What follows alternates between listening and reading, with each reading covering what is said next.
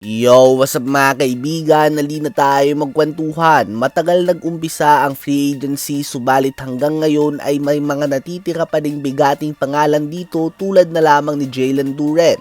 Ang first time All-Star last season ay dinikline ng kanyang player option sa Detroit Pistons matapos na hindi siya bigyan nito ng max contract. Mataas pa din naman ang offer ng Pistons sa kanya. Sadyang hindi lang ito yung pinakasagad na pwedeng maibigay nila kay Jalen Duren.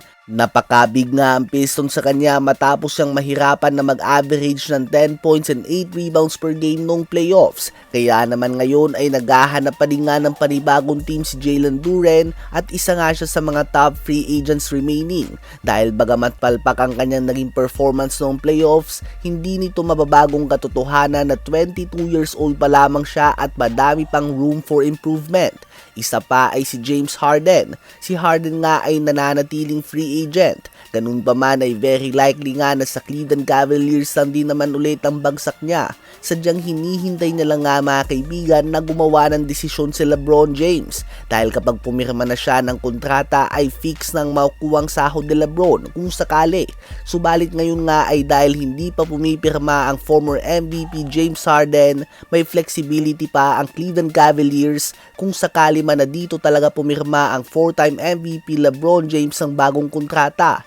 Si Draymond Green ay free agent din ngayon, subalit pareho nga sila ng sitwasyon ni James Harden. Hindi lang sila pumipirma ng kontrata sa kanilang mga team upang matiyak na meron silang sapat na espasyo kung magdesisyon man si LeBron na sa kanilang kupunan niya gustong maglaro.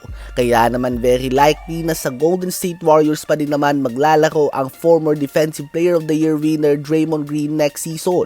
Sunod naman ay si Peyton Watson, isang very solid role player na napakalaki ng in-improve last season at nagsimula ng umangat ang kanyang offensive game. Noon nga ay energy guy lamang ito. Subalit last season ay nag-umpisa na itong gumawa ng 20 points o higit pa sa magkakasunod na laro.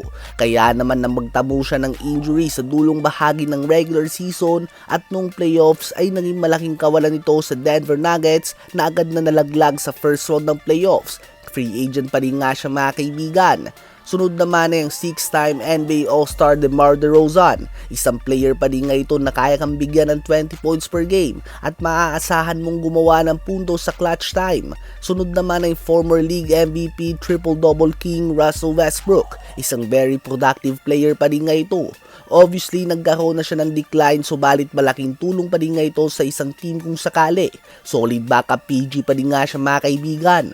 Andyan din sila Cam Thomas, Bruce Brown Jr., Victor Oladipo at syempre inaabangan ng lahat LeBron James sa hanggang ngayon ay hindi pa din gumagawa ng kanyang desisyon sa kung saang team ba siya maglalaro. Madaming team ang nakapila sa kanya at madaming interesado subalit pinag-iisipan pa nga ni LeBron ng mabuti ang kanyang desisyon kung saan maaapektuhan din ito ang araw-araw na buhay ng kanyang bunsong babae at asawa. Kaya naman hindi lang ang fit sa team ang kanyang iniisip kundi ang buhay din ng kanyang asawa at anak sa syudad na lilipatan niya. Ano ba masasabi nyo tungkol dito?